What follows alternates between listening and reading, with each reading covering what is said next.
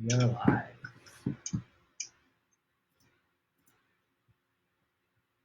I guess we should wait for everyone to come in, see how many people come in first.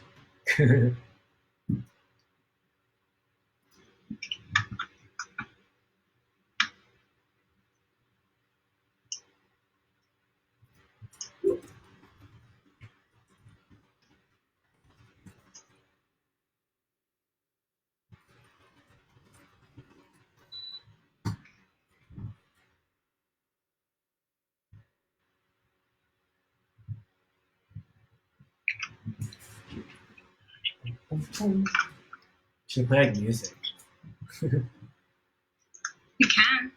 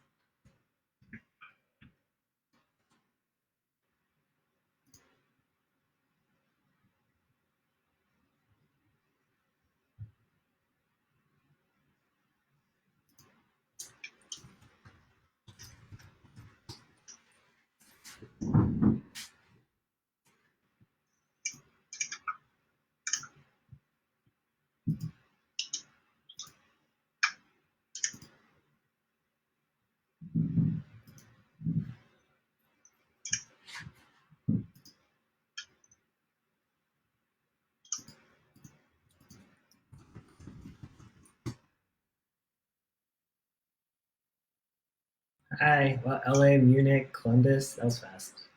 Kaylee, can you see it? Yeah. Oh, cool.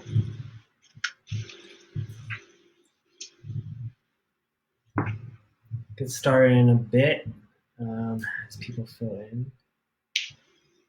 This is our first time doing this and using Facebook Live, so hopefully it works.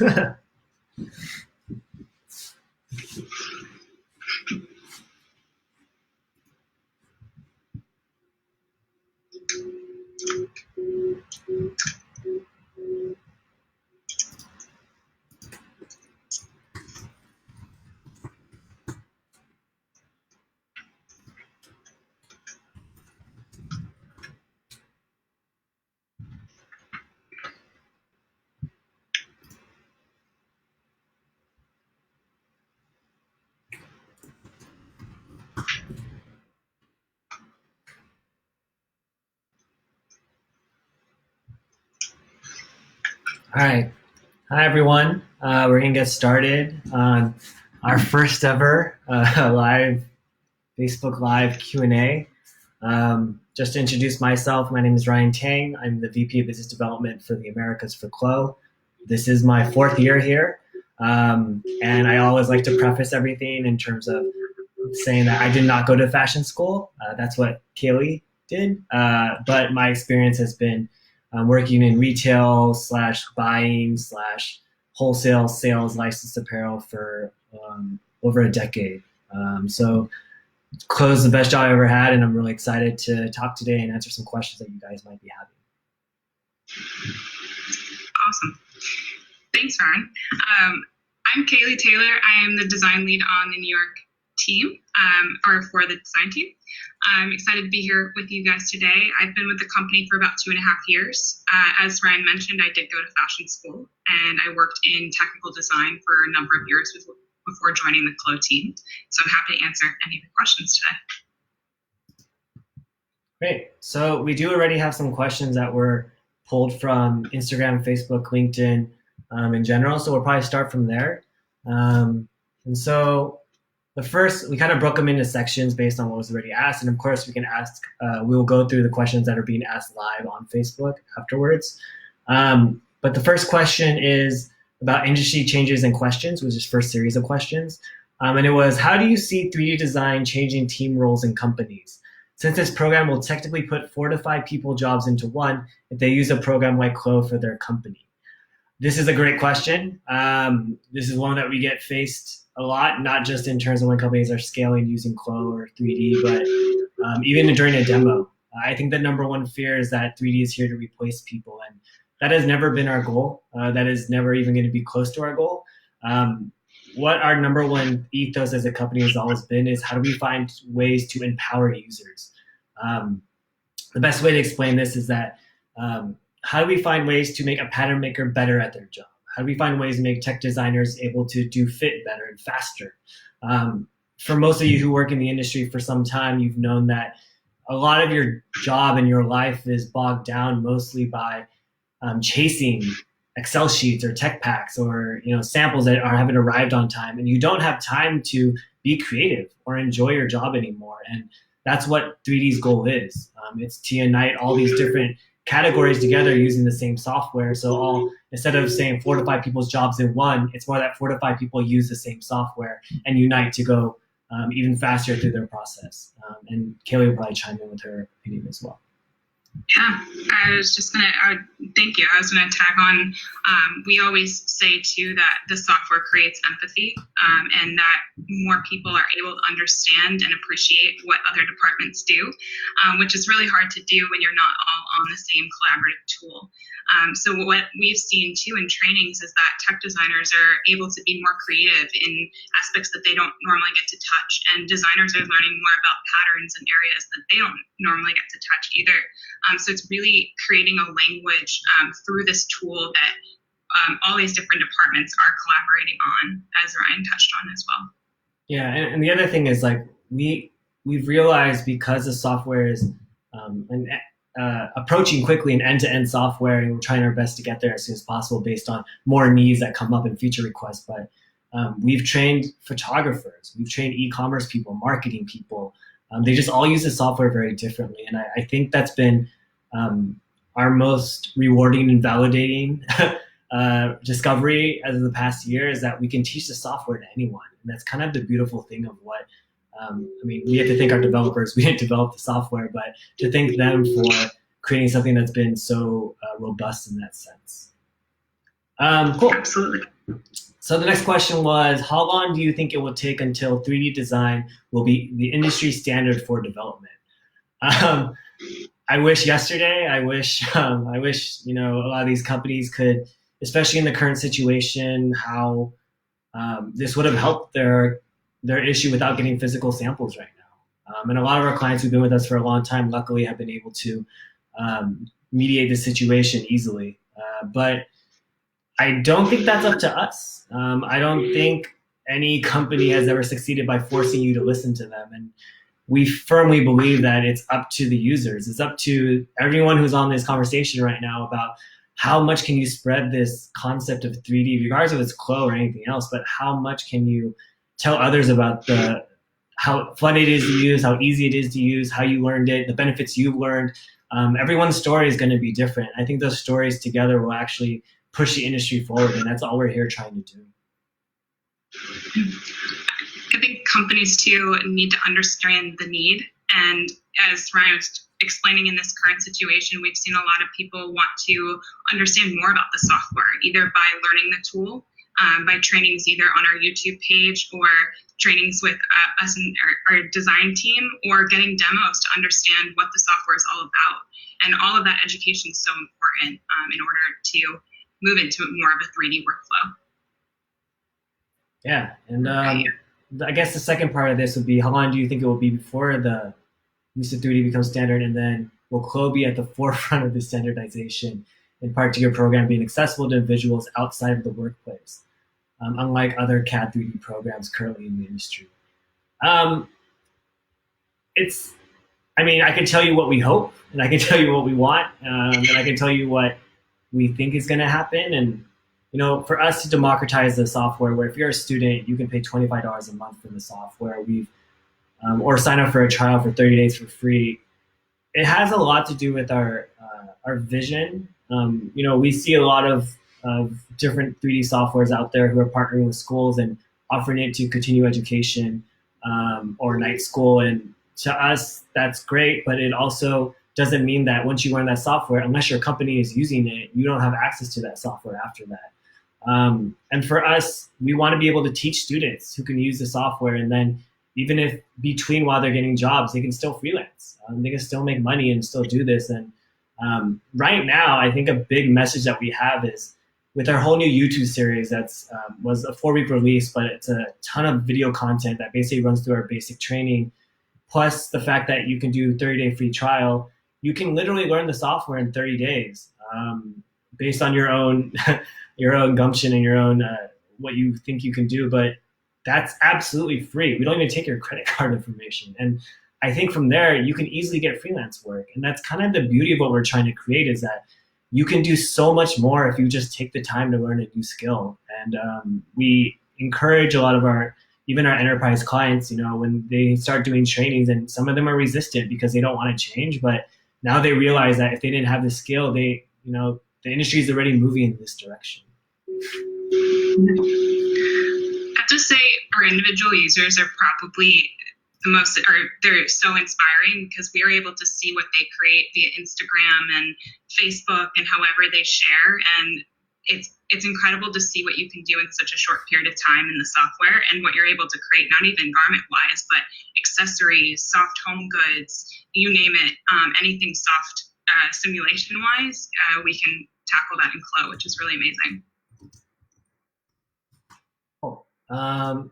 So the next section is about sustainability, which I'm sure is something that people love talking about, and of course we do too, and it's a great byproduct of what we do. But I'll let Kaylee lead on these questions. Yeah. So the first question is, what is the relationship between 3D and sustainability? So there's a number of subjects here that they overlap in learning more about 3D or implementing 3D in your workflow. So of course that means you can use less samples because those are all in a digital space. You're able to communicate virtually with, say, if you're working with a vendor or even working with a friend on a project on a more individual standpoint, you can send them those comments or send them that project file that then they can download and take a look at. Or if they don't have Clo, they can also view it on Closet. So this is all digital and virtual on your computer. Another aspect to this is you're able to digitize your fabrications. So those live in a digital space, and so that's less wastage as well. And then the last part of it is more on the Closet side, is being able to upload your project files there. They're housed in a cloud in a sense. So you're able to also download a tech pack, and that's preventing you from having to print out tech packs, so that's saving on paper. So those are a few variations. Of course, we don't have exact science behind all of those things, but those are definitely ways that we can be sustainable with 3D. Yeah, like we have clients who, one of my favorite stories is that we have an enterprise client who we train their design team just to do simple things like scaling a print, things that they used to go through 3 proto rounds for. And now in 3D, because you're communicating 3D with Closet, for example, and your vendor can review it, make comments, change the pattern, update it in 3D, show everything, that when that first proto comes, even earlier than normally, it is actually now your fit sample. And I think that already shows 3 samples that are no longer shipping back and forth. And if you think about, like the FedEx scene and the samples to make that sample using sample yardage and how difficult that is and costly that is, and you're taking away from your current yardage and all these different things. And if we go all the way through to look at our multiple things, not to get too in the weeds, but you have Clo where you kind of use to create 3D garments. Clo, that's kind of like the place that you communicate and store those assets. But the next step is Benefit by Clo, which is our virtual fitting room and an API that lets you drape clothing. And all that information of the body of your customer can eventually come back to our clients. And they can now use that to make more informed decisions about fit. A lot of us are still guessing and making small, medium, large Excels or grade rules based on decades old of information and not changing it, and then not understanding why our customers don't keep shopping at our stores. And I think to really solve and close the loop, we have to look at fit.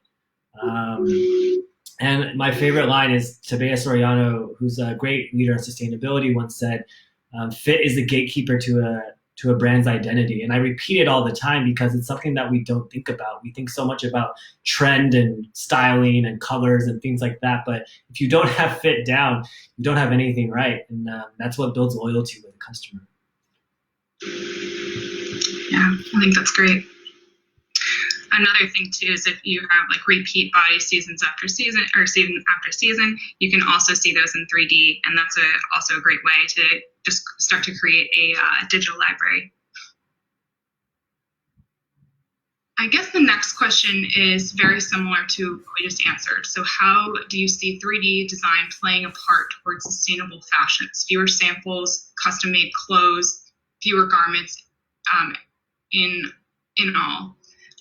So definitely is fewer samples, being able to make quick iterations and share those out, either by sharing the project file, sending snapshots, sharing via close set, however you choose.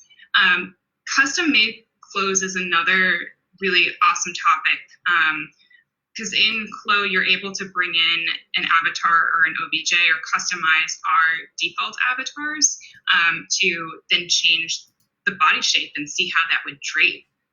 So to Ryan's point as well, this ties together a number of different aspects. On the Clo software side or level, you're able to see that drape in real time and see those changes and see if a size would look better on one body versus another, or make changes to the new shape.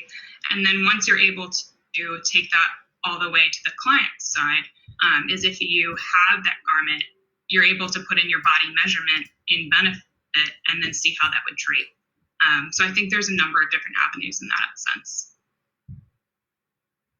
Yeah, cool. So the next category is 3D opportunities. A great one to talk about, especially during this time, based on what we were saying earlier about a 30-day free trial and using YouTube to train yourself. Where and how can I find a job after learning it? There's a lot of opportunities here. I am quite proud to say that even though we are quite global business, we are quite close to a lot of our power users. Whether I've met them in person or not, it's amazing to at least be connected during this digital age via email and Instagram and be able to see work they're creating in the software. One big thing of this is, one option is, we have a recruit section of our website. That's basically where any of our clients who've asked us to post about a 3D design position or a project manager for 3D, when they make a job posting, they ask us to repost on the recruit page. So that's on our website. There's also another side of our website called CloLab. It's under the users tab.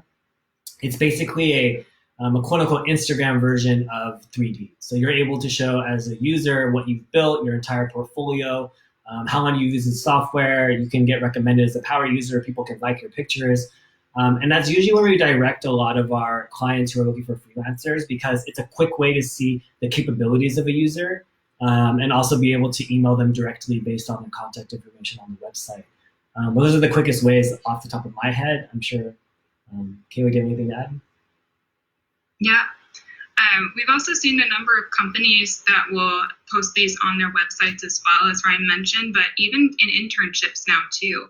A number of academic institutions are teaching 3D, and that's an amazing way to get started.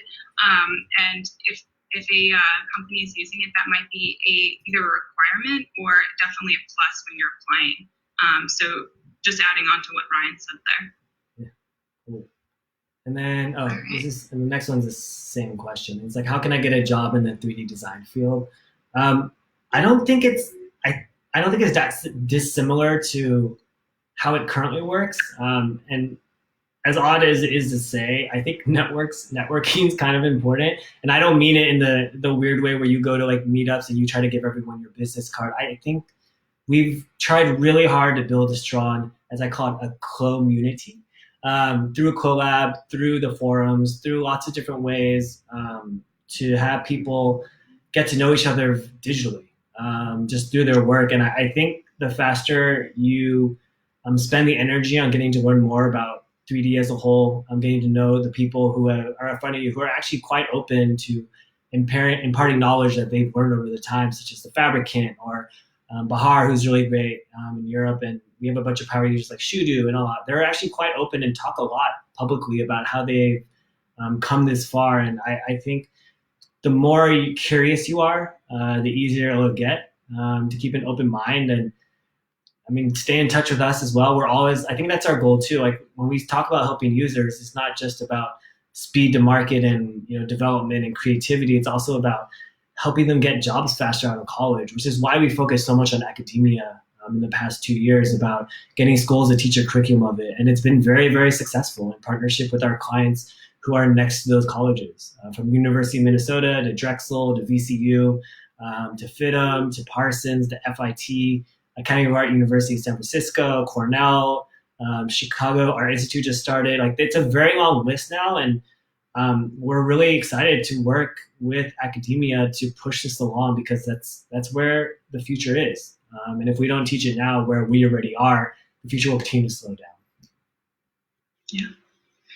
I think just to add to Ryan's point, I think also social media is such a huge point. Instagram is a great way to share your work and for people to give you feedback, and you can also learn from other users. I'm inspired by all of the individual users online as well, and just constantly checking out new work and seeing what people come up with, because that's really the value of 3D, is being able to be so creative and constantly changing ideas. Cool. All right, should we move on to the next section? Yeah. All right, so our next section is CLO questions. How much memory? Go ahead, sorry.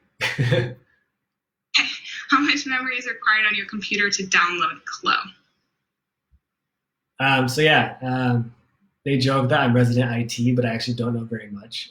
But if you go to code3d.com/pricing, I know it's a weird place for that, but there is a whole section that shows system recommendations from minimum, recommended, then optimal. So the question's a little general, because memory can refer to RAM, memory can refer to how much storage on your computer. If it's storage-wise, I think the software is now around a gig. So you need that much space at least to even download the software, but you can definitely find all that information down on the pricing part of our website. Yeah, and the minimum spec requirement too. Cool. All right, next question. What is CLO doing to prepare for facing the challenge through COVID-19 or apocalyptic situation? All right, I guess we can talk about as a team, and then also just as a company as well. Our team is all working from home, so of course we're adjusting to a new normal, as most of the world is right now. We are fortunate and able to take most of our trainings, demos, calls with clients via web or via our phones. So really just changing where our desk is, but being able to still support our clients and users, which is so important. How we've changed, all of our trainings are via web. Of course, we'd love to be in person or have more interaction, but for the time being, I think that will be our new normal. We are also very fortunate that our YouTube videos are now posted, and so you're able to learn via YouTube. So there are files that are associated with each of those videos, and they're great step-by-step to show you how to get started, a workflow that we recommend as CLO designers, and also just some different tools maybe that you either didn't know, or if you're brand new, you're just learning. Yeah, and I think it's so tough, because it's so odd to have to make a decision based on indefinite time. And as we all talk about the new normal, it was interesting because when it happened to us, the decision to leave the office was quite quick. And Kaylee and I had to gather a team together and figure out how we're going to approach this and decide really quickly how we can continue to work. And ironically, we travel so much for work collectively, at least for the New York and LA's teams, that it wasn't that different. But we thrive so much on human interaction in general to do our jobs, because we always say that we care so much about empathy to understand a client, and via an email is not the same as visiting them every once or 2 months or so just to check in. But with everyone doing it together, it makes it a little easier, I think, in a sense. That we communicate via Slack all the time. We are more connected than ever. Kaylee and I know that it's tougher for us because we eat, sleep, breathe, clo, and when you're at home and your office is the same place, it becomes very difficult to distinguish the two. But the thing that I actually just came to my mind was one of my favorite books of recent past was Ready Player One, where they also use one of our softwares to make all the digital clothing for the avatars. But this whole dystopian future where global warming is taking over and everyone has to live in this virtual reality and all the clothing is made virtually for your avatar. And it doesn't really matter what you wear in real life. That is like the darkest dystopian concept I can think of, what's happening. And somehow, even in that darkness, Clo still is a part of that to create digital clothing for those avatars. And there's going to be a lot of interesting things that happen. I've been playing a lot more video games. I've been playing Animal Crossing, and I'm constantly trying to find new outfits. And all that stuff's made with our technology as well. So, yeah, I mean, that's a very difficult question to prepare for because we can't prepare. We just take it day by day. Yeah. Due to the current worldwide lockdown, a lot of people within the industry are either out of work or stuck at home. As of now, as now is a perfect time for us to upskill in different ways. Different companies have been offering discounts and extended trials on their software. Would you consider extending the Clo 3D free trial from 30 days to 90 days during this time? Thought I'd ask. It's a great question. It's tough for us. We try really hard to think of ways that we can help. And to us, the biggest need was actually not necessarily the $25 a month for a student to learn software, but it was more about content to become really proficient in the software. And like we said, it was very lucky. YouTube was a huge undertaking. I don't know if anyone's ever done YouTube tutorials. I didn't do it. Obviously, our design team did, but shout out to Michelle, Isabel, and Tamba who all worked on it. But to have to make that much video content with dubbing, with everything, and offer it completely for free, that was to us a much stronger message and a much bigger thing that we could have ever done versus just elongating the time in 90 days. And to be honest, we'll see we don't know how long this thing's going to last. But to be honest, most of the people we talk to, if you give them a 90-day trial, they don't feel the urgency to learn the software as much, and then you forget about it. And then at the end of the 90 days, you're like, oh, no, I'm sorry. Can I add on more? So 30 days actually gives you a lot more time to focus in. That's just a human psyche thing. But yeah, we'll see. Maybe one day, depending on how long this lasts. Yeah. All right. Our next question. I have several problems using Mac or Clo with Mac. Would you advise using a PC instead? Yeah, so this has a lot to do with the simple way Mac and Apple packages up their hardware. You have very little choice in choosing the GPU. Because of that, the GPUs are always not going to be the most robust in the industry. Who knows, one day maybe Apple will start focusing on gaming and care more.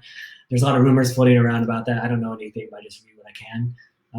But with the PC, you're always going to get like the best graphics card, which is like an NVIDIA RTX 2080 series, which is going to be the fastest for rendering.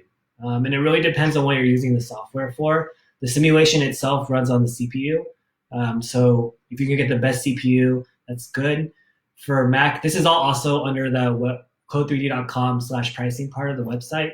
But if you're going to buy a laptop, you have to buy a MacBook Pro 15-inch or bigger because the 13-inch ones don't have an additional GPU. But that's pretty much the answer. Yeah.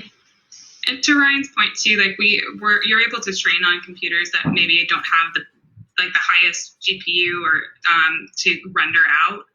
But we recommend if you want to use it for very robust garment simulation and also rendering, that the graphics card and that GPU power will be really important.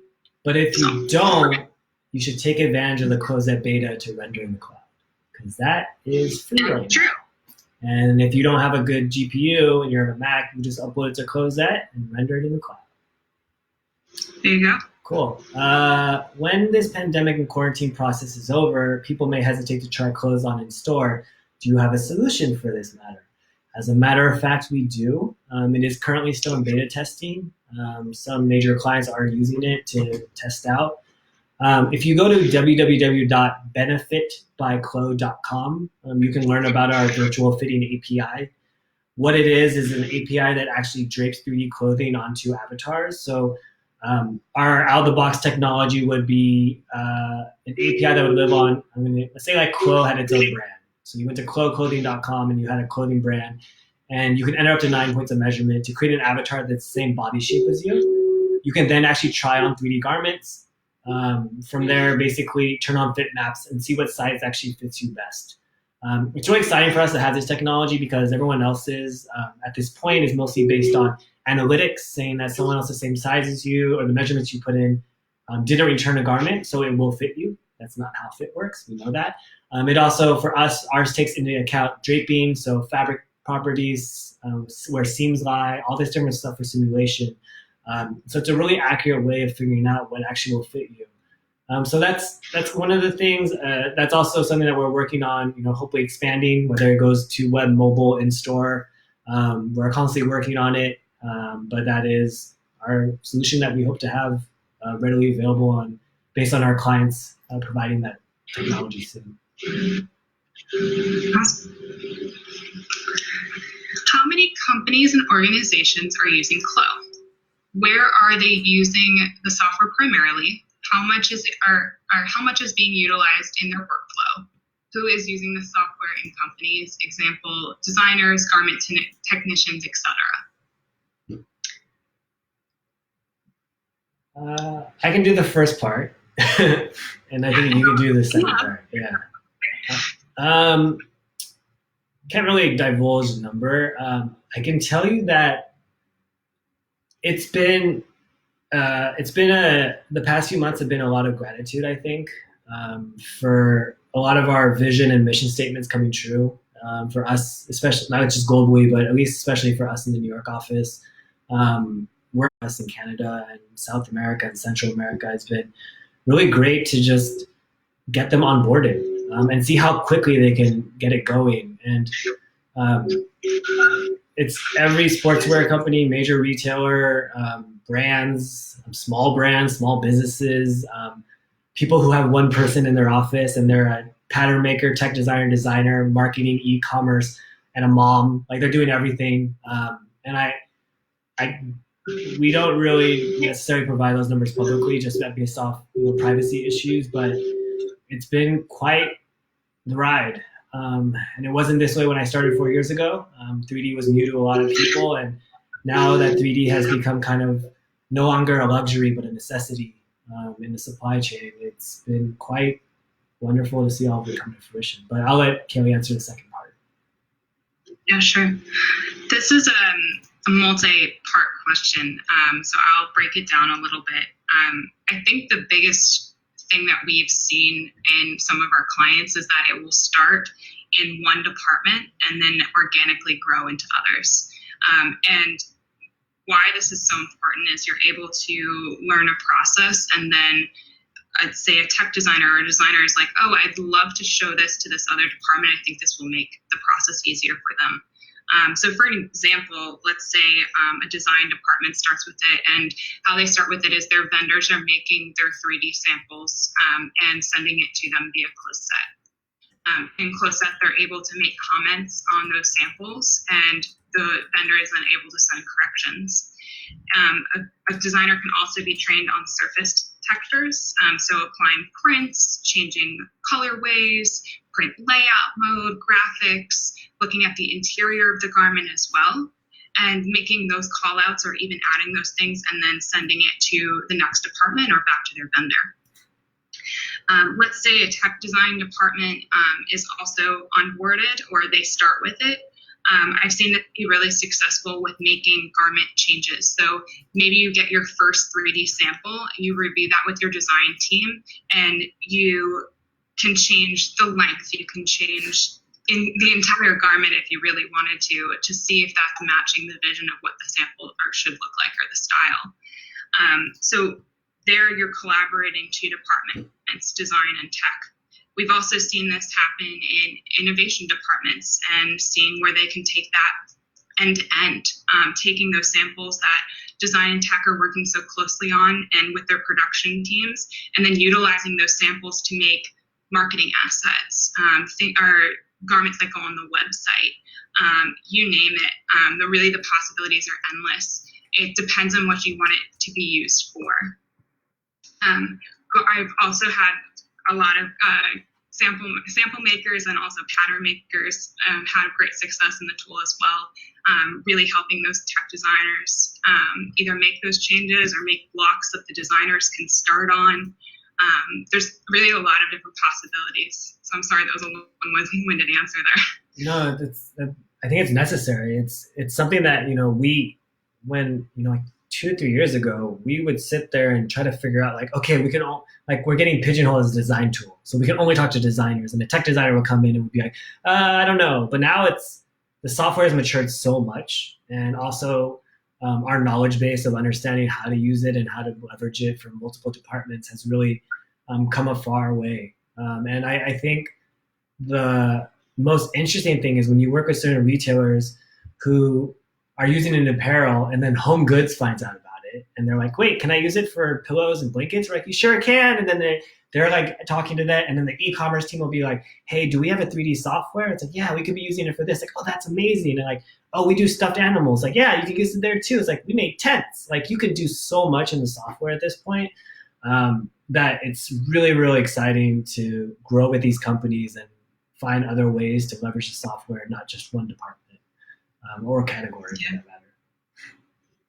Yeah, I think that's awesome because then you can also share.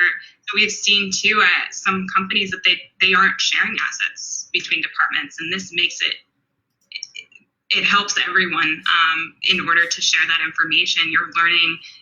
Maybe a designer had no idea what the measurements were for their top selling garment, and now they can actually see that pattern. They don't need to make any corrections to it, but they can visualize that and see that for themselves. I think it's opening those doors and just opening people's eyes. Yeah. Cool.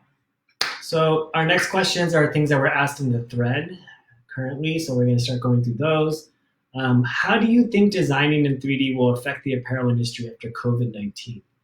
For the longest time, we talk a lot about how a sketch is misinterpreted to a pattern maker, and that constant cycle of misinterpretation from a flat sketch or drawing that relates to the real world. Designing in 3D actually solves not just a lot of things, but your understanding of true pattern making. I think it's a chance for the industry to become more digital, to think in ways of how do we become more agile and cut certain processes out that don't make any sense. It's a time to relook at your entire process and make changes because you're forced to. And I think 3D will become more and more ubiquitous. We've already seen it. I don't know how to express this enough that we're so busy right now. Kaylee and I are exhausted in the best way possible. And it's because, our emails are piling up because everyone's realizing that something that they thought was a good idea possibly is now like, this is something we have to do because there's no other option. And we'll have to see. I'm always scared to make predictions. I don't like doing so, but I think it will save the industry as a whole because at the end of the day, it reduces samples and it helps communication, and it solves a lot of problems in general. I think just being able to see also users' excitement about the tool at this point, they're understanding the necessity of 3D because, as Ryan was saying, is if they had this tool right now, or users that do have this tool are seeing how much they're able to use it during this time while they're at home as a communication tool. So I'm hoping that excitement continues. We don't know what these next few months or even years are ahead of us, but I definitely think that the curiosity is there, which is really incredible. Cool. All right. Are there online classes for beginners? Yeah, we answered this earlier. There's the entire YouTube series. If you go to our marketing person can kill me that I don't know the URL, but she'll put it in we'll put it in the comments. But there's a link to our YouTube page. If you go there, there's a playlist called Beginner's Guide to Clo, I think. And there's tons of content there to teach you the software, and it's completely free. Enjoy it. How is it different to Marvelous Designer? It's a great question that we get way too much. One of the first things I like mentioning is that a lot of people think Marvelous Designer was first in creation, and we came from the game industry, which is not necessarily true. Clo was actually the first version of the software, and it was made for the fashion apparel industry, but nobody was interested at the time. So when I wasn't there at the time, but like when Jaden, who's the founder of the company, started working with some cosplayers and got into digital clothing in the gaming, animation, CGI space, they realized that the Marvelous Designer, 3D artists and sculptors didn't really understand patterns. So Marvelous Designer was created to be less focused on accuracy and pattern making, and you can't even export a pattern from Marvelous Designer and just use it for visualization. I explain a lot as if you see everything that Shrek's wearing as he's running around, that could be a rectangle that's been adjusted or sculpted or re-draped to look like a t-shirt. When in reality, if you exported that, if there was the ability to bring that into Clo and export as a pattern, it wouldn't even make any sense. So that's kind of the core difference. It's for two different industries. And I think it's become a uniquely positive problem that we are in the middle of these two worlds of figuring out ways to work with the CGI gaming animation industry and the apparel industry, and seeing when we go to these meetings that these virtual video game studios or Pixar or DreamWorks or whoever these companies are, and you see that they're hiring pattern makers now from the apparel space.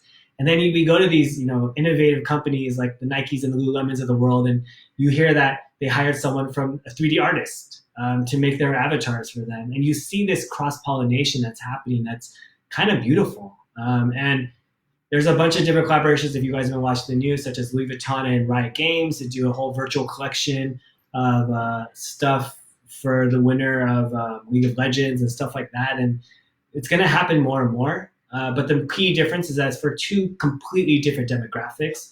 The gaming industry operates very differently in how they make clothing versus the apparel industry, which needs it for fabric accuracy, exporting of patterns, and knowing that you're making accurate pattern changes, etc. Yeah. Exactly. Yeah, what Ryan said. The only thing I have to add there is that there's also so many tools that we can add, and so being able to separate between those skill sets needed for each industry, you have some crossover, of course, for basic functionality, but there's a lot of things that, say, a designer or someone working in the fashion industry might not need versus an animation artist. So I think that's really important. Cool. Are you communicating with fabric mills to nudge them towards digitizing their collections? This would even further the sustainability. This is also a great question. It is something that is actually already happening. A lot of this was pushed on by, I think 6 months ago we were having these discussions about digitizing with fabric mills, and we realized that they were the one part of the supply chain that was completely left out of 3D, that no one was really talking to. And we had one of our large enterprise clients actually decide that their fabric mills would buy the Clo fabric kit, and they would digitize as soon as the fabric was purchased and be able to send them the digital file format via Closette so they could collect everything and then ideate very quickly in 3D. So it has happened. I know there's tons of other platforms as well that do digital marketplaces that connect with fabric mills directly. We hope one day maybe for Closette to do the same. But it is something that we are definitely looking into. And there's so much to do. And that's how we constantly feel. And just know that it has already happened, and it's a lot of beta testing. But we are slowly inching towards that direction. Yeah. I think that's also a great point too, is sometimes that's up to the clients themselves to start with asking their mills to digitize the fabrications. So that's a really interesting conversation to have, or sometimes it starts at the vendor level as well. So that's definitely happening. Cool. Any plans to set up a Slack or Discord server for real-time community engagement versus a static forum? I think MD has a Discord server. For Clo, I don't think so yet. It is something that we have thought about, but it's a lot of manpower, as you can expect. We have a lot of users around the globe, and managing that is something that we'd have to consider at a very strategic level in terms of resources. But it is a great point, since we use Slack daily and we use it to communicate with our enterprise clients. But maybe one day when we have a lot more people. I guess we'll go to the live questions here that weren't. So I see from Kaylee Stoneburner, hi, I'm a senior fashion student and currently teaching myself code to finish my senior collection. If I can't find a video for something I'm trying to achieve, is there a place I could ask someone for additional help? Yes, you can go to the forums, which is code3d.com, and go to help, go to forums, I think, and you could post questions there to ask users around the world. Right now, I know it's been, as mentioned in the last question, it's been a bit static. That was because we had some internal things that we forgot to switch around, and forums will be manned again soon by an actual Clo designer. But you can also use support at code3d.com. And yeah. Is Code3D going to have a topology button? That's a great question that comes up a lot. I will let Kaylee answer that one. So that's definitely something that's been brought up. We find that it's geared more towards the animation industry, and that's why it's in Marvelous Designer. You can change the different meshes of your garment in Clo to triangular or quad, but you're not exactly able to map out your own mesh. That's something that we are constantly chatting about, as Ryan mentioned, and we get questions from our users. But that's not something that we have decided to add to Clo. But in Marvelous Designer, it's available. So we haven't found the need for it in Clo just yet, but that doesn't mean that it's out of the question in the future. From Clayton, sorry if I pronounced your name incorrectly, by the way. Question to Kelly and Ryan, are you considering to work with 3D rendering companies like Cinema 4D or Keyshot on a plugin perhaps, or are you more focused on expanding your own rendering platform? Thank you. This is a great question. I think if you asked me 2 years ago, the answer would be different. But we've always taken on this position of, if you guys have been with us using the software for, I don't know, the past 3 years, you've seen that the price of the software hasn't really changed from an individual license standpoint, and we continue to add features to it. We want to keep finding ways to make the software do everything as much as possible, and that's all based on user feedback, such as even today, or from our clients worldwide, etc. So at the moment, we much rather get feedback from our clients and users and then be able to explain this added on as features instead of relying on you having to go to another software. So if you have specific things that you're looking for in terms of what we cannot do and what you're looking for it to do, that would be really great to provide, whether in the forums or other ways. But that's something that we are really focused on developing more and more, whether in Closette for rendering in the cloud, or just more capabilities in terms of the internal renderer we have. If you haven't had a chance to check out 5.2, the renderer is amazing. The 3D window now also has the ability to do a render-like simulation, which is also amazing. Credit to our team, Robin specifically, the developer who works on this. When he sent the email comparing, our render and how it looks now, it was mind-blowing. So if you haven't checked it out, I definitely recommend it. Awesome. Next question. I'll read it and then Kaylee, you can answer. Isaiah Ponce says, hello from NYC. Hello. I work in corporate office for fashion. We are feeling the fit struggles due to COVID-19. How do we begin to pitch 3D design at the manufacturer level through to garment and tech design teams in-house? With past clients, do you think this is a long process to get to that level where manufacturers and design teams are fully 3D? Perfect for Kaylee. Yeah, that's a great question.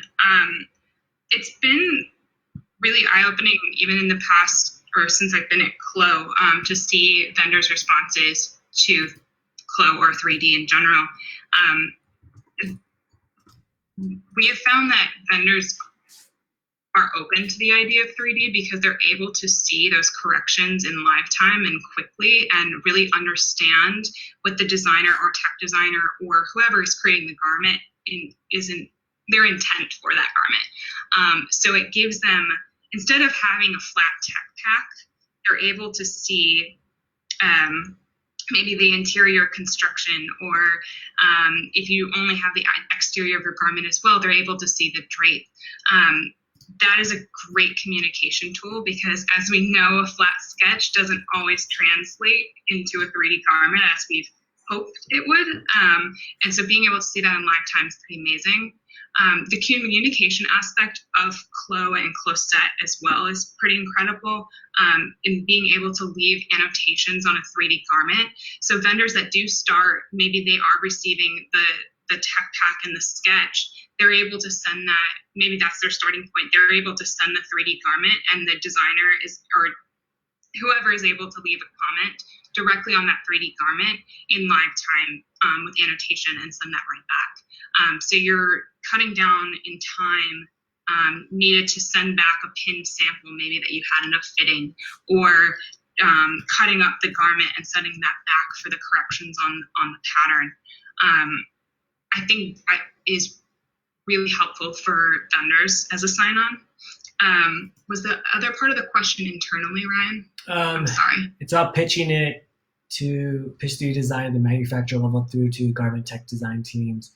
And with the past clients, do you think this is a long process to get to that level where manufacturers and design teams are fully 3D? Sure. Okay. So on more of an internal, so teams working together in one office, I think it's an incredible communication tool, as I was just mentioning for the vendors. But we've had clients that have patterning capabilities in-house. So what they're doing is the designers is working directly with the tech designers. They're creating those patterns, and then they're able to sign off on the proto in 3D before getting the vendor involved. That's one aspect that's possible. You can also start from the design. If you have even a block, or if you want to start by just drawing on the avatar, getting the design intent before you start with that garment as well. I think there's a lot of different options. There's different fabrications to see drapes. You can see your prints all in live time. So I'm just laughing because our friend Brittany just asked a good question. I also do think that it depends. It's hard to say because we don't know how big your corporate fashion company is. We don't know how many vendors you're talking about. But these companies who have maybe, 3 to 5 vendors, or they're trying to connect all those things, it's more about an openness to learn and openness to try new things that really is the hindrance. I don't think it's the software. I don't think it's necessarily unique to certain companies. It has a lot to do with the people and the personnel. We talk about this a lot internally about that we try to figure out how to solve problems based on categorizing things and other companies we work with, but every single company is different because there's different people who work for them. And I think that's one of the most unique parts about understanding the company's needs. But if you ever have more questions, you could reach out to us. Cool. Next question is from Polanski Marcin. Is there a chance to use Clo in web shop, which may help potential customers try clothes directly on Avatar? Yep, that's on Benefit by Clo. So if you scroll up, there's a link to benefitbyclo.com. Hi, Brittany. So she says, hi, Ryan and Kaylee. What makes Clo superior over other 3D apparel softwares on the market? Whew. That's always the biggest question. I think I'll go first and then let Kaylee go after me. I think it's difficult for us to know in the sense that we don't have access to our competitor software. Technically, if they wanted to, they could download it from our website. I think that's a huge thing that we don't actually know that much about what's going on. But all we know is, just like everything we do at a company, is rely on users to give us information so we can be less wrong. And what we've seen is quite a large amount this past year of companies leaving other softwares for us. And that's all we can learn from, is trying to be like, why did that happen? Where were the issues? And a lot of times, maybe it's not even the software. Maybe it was just a preference or something else. And I think our goal has always been to build it ourselves. I think if you look at any of our release notes from the past year and you see how many features come out with each release and how these features are a bit unique compared to our competitors in the market. Also, because we have the widest user base, because we have individual licensing, I think that gives us a much wider net of feedback to understand different needs and necessities, what's happening. But the whole concept is, thanks, Kayla.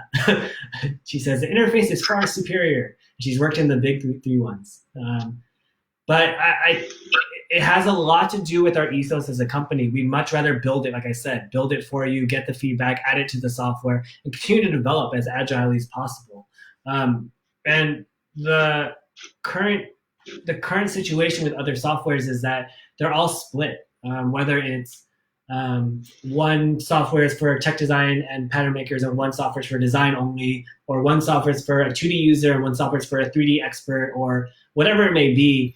But we've always not believed in that. Because our software is individual licensing and small business, someone has to do all of those positions sometimes. Or even if you're a designer and you understand patterns, why can't you have the luxury of editing the pattern? Regardless of if you know how to or not, you should have the freedom to do so. And we always say that close as accurate as you are. And we are working on technology where eventually we will make everyone accurate. And that's something that we can't talk about publicly, but we are working on that. But the goal is that anyone should be able to do as much as they want, and there should be no limitations. And I think the simple phrase I'll end with before I give to Kaylee is limitless design.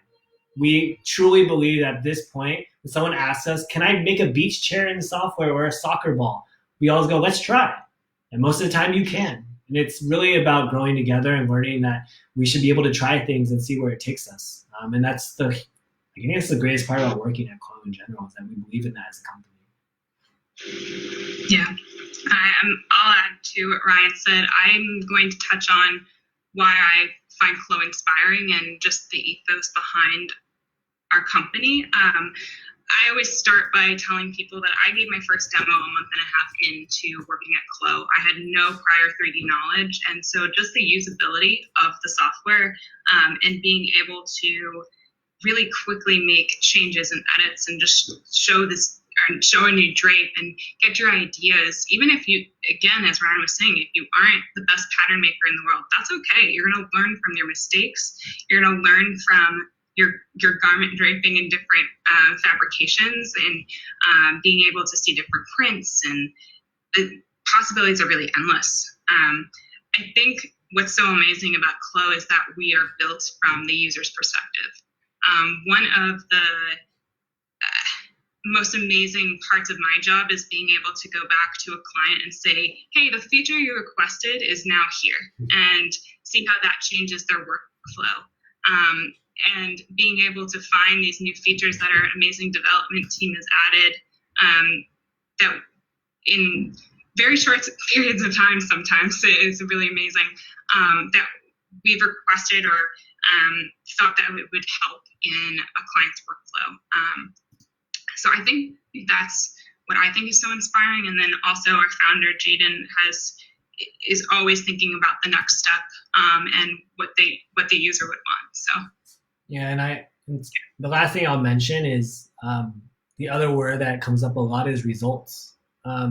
If you have the luxury to go to our website, not the luxury, but if you have the ability to go to our website and go to the user stories part, a lot of those user stories, and we're hopefully going to make more as we go, there are companies who we onboarded like for 3 months, and now their website has 3D renderings. And these are like large companies, and I think that's so amazing. And with Kayla on here too, Kayla taught herself the software, and she was doing like these renders of jackets on LinkedIn, and it was mind blowing for someone who basically taught herself the software. And it shows you that if you have the curiosity and the drive to teach yourself the software, or even just the interest in it, anyone can do it. And the results are quite fast. And we don't expect you to buy 5, 6 softwares. You can do it all with one. And that's really what we're aiming towards as our end goal. So sorry, it's a long answer, but we could sit here and talk for hours on it. I'll just add to that, Ryan. We're constantly inspired by our clients and users, and I've had trainings, as Ryan said, is you'll come back and a month and a half later, they have their entire line built in Clo. And how that happened overnight is incredible. Of course, they have some support questions along the way, but the power that they have to really see all their designs. And I think we also care a lot, as I mentioned over and over again, the human element of things. And I think you can't just look at our software. You have to look at the people we hire, the people how we manage our business. Our support, if you ask any of our clients, is unparalleled from what we heard, because we just care. We care about helping companies and getting there faster and figuring out what their pain points are. And I've said this so many times, if you've seen me talk before or heard me talk, but we're basically just doctors. We're not here to force you to buy medicine. We're just going to here to prescribe it to you if you have issues, and it's up to you to make a decision on what medicine is best for you. Let's not talk about this anymore. We can go on for ages. Hi, Natalia. Natalia is from Nadem Kashmir. What's the timeline for Clo integration in Eccentric? Great question. We are working on that. It should be hopefully done, I don't know now after COVID, but you can reach out to me and I'll let you know. Cool. John Horton said, how many users are included in the business licenses? You can reach out going to clo3d.com/contact to get pricing and understand more about that business. But those licenses are concurrent for simultaneous usage. But we can talk about that if you send a message to clo3d.com/contact. Hi, Dariush. Cool. Yeah. You want to read that one? Yeah. It says, hey guys, hope you're well. How difficult would it be to visualize towels? We hope you're well too. To visualize towels, so you can actually do this with the fur render. There's a few ways to go about this actually. You can do this with normal maps and displacement maps. So those are, you're able to visualize that, the displacement map in the render. You can also utilize the fur capability, and there's a lot of different variables you can change there. So we've been able to get some very realistic towels or even different furs, rugs, you name it, pillows with fringe on them. You can play with those different variables. It just takes a little time to set up in certain ways to make sure it's what you're hoping to see, but it's absolutely possible. Sweet. No, I guess that's it. 6:03, not bad. Are there any final questions before we sign off? Let's see. I think that's it. We will give you 30 seconds to type your last questions. Besides that, we will call it a day, and I have wine waiting for me.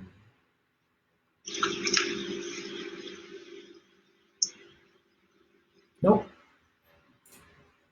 There's a question here. Open new tab, 1 second. Someone asked, do you plan to include a metalness map slot for textures with metallic yarns? So that's definitely something I can ask our development team. I don't have exact feedback on that, but you can apply metal texture in Clo right now and change the reflection of what that looks like with the metal. You can apply different colors, and then of course with different lights in the render, it will reflect differently. So that is possible. You also can change the reflection of the fabric currently without the metal setting as well. So that's what's current in the software, but I will definitely have to ask our development team on plans to add another map. Oh no, the hardest question of the day. Dariush wants to know our favorite color. Our favorite color? Mine's purple. Then there is, Hannah asked, how does Clo work with washing process? It depends if you're thinking about it from a physics standpoint versus a appearance standpoint. Both are possible, but it's more about what comes first, like chicken or egg. it's really, you can't like you can't change the physics of a garment based on washing expectation in Clo. You would have to digitize it after it's been washed to get the physics correct. But it's definitely possible. That question needs some unraveling in general. Yeah, it's definitely possible. What I find too with it depends on your sample process, of course, but if you have already washed the fabrication, you can digitize that fabric and apply it to the garment for the sample, because then that will be accurate as far as the drape. You also can apply shrinkage to the pattern pieces to see how that would apply as well. So if you know that you can calculate a 10% shrinkage, you can apply that to the warp and the weft of the fabrication and see how that changes the drape. Cool. Stephanie asked, do you offer a certification program? That is something we are internally discussing. I know some of our other offices globally do offer that. It is something that is not a simple undertaking. By all means, we're looking at doing this, and we did a weighing of what was more important, YouTube videos as a priority or certification. So YouTube videos came as a priority, but now that they're done, you can talk to the design team lead if she wants to do it. With Brian, we are discussing this internally. I'll get back to you on that. Cool. Currently, you're developing your benefits Clo or the fitting room site. Okay, that's not a question. But it's not able to integrate to websites yet. Are there any platforms you can recommend in the meantime people can use for their e-commerce site?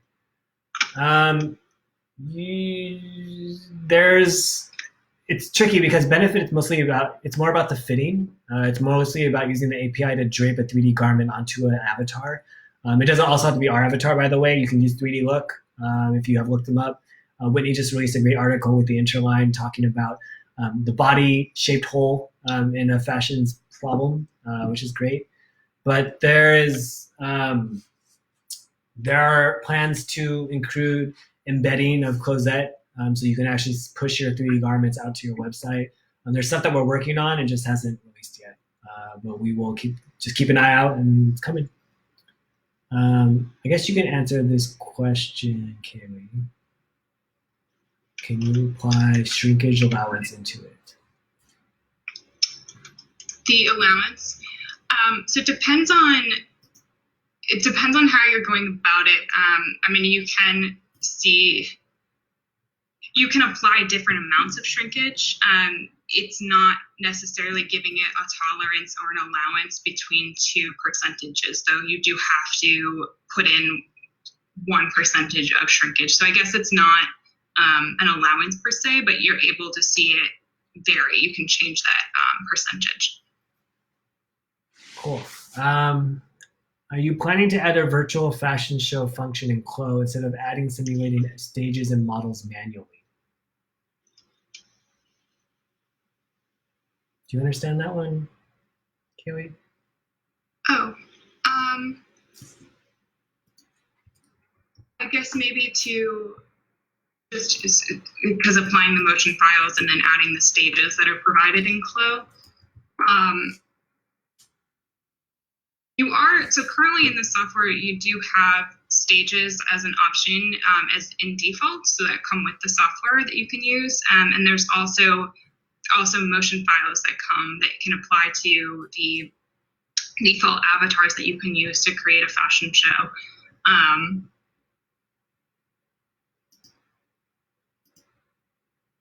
I think that's what it is, more of a automated process versus manual. I think that's the question.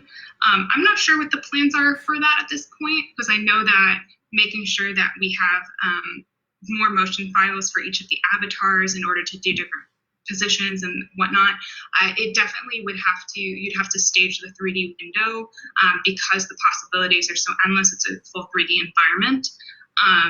But I'm not sure what our development is on that, if we have a timeline or if we're even thinking about that right now.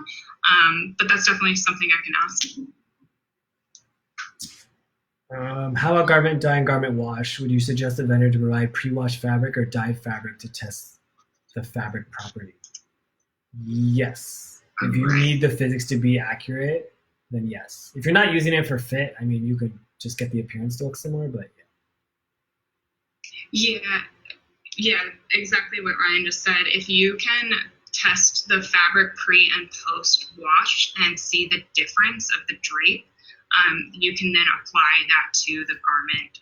Because I know that garment washing itself is different than being able to dye the fabric before and then sew it into that garment. So that's probably the best way to go about it. That's what I would suggest too. cool. I think that's it. We want to thank everyone for taking the time during your quarantine to come and listen to us chat about 3D and what's going on. And, every day is a new development, and we're constantly just trying to, as our CEO always says, be less wrong. So here's to being less wrong, and thanks for chatting. And this video will be recorded, I think, so it'll be posted up after. Thank you, everyone. Bye. Thanks for tuning in. And we've had a lot of fun answering all your questions, so hopefully we'll do this again in the future. Thanks for coming. Bye. Bye.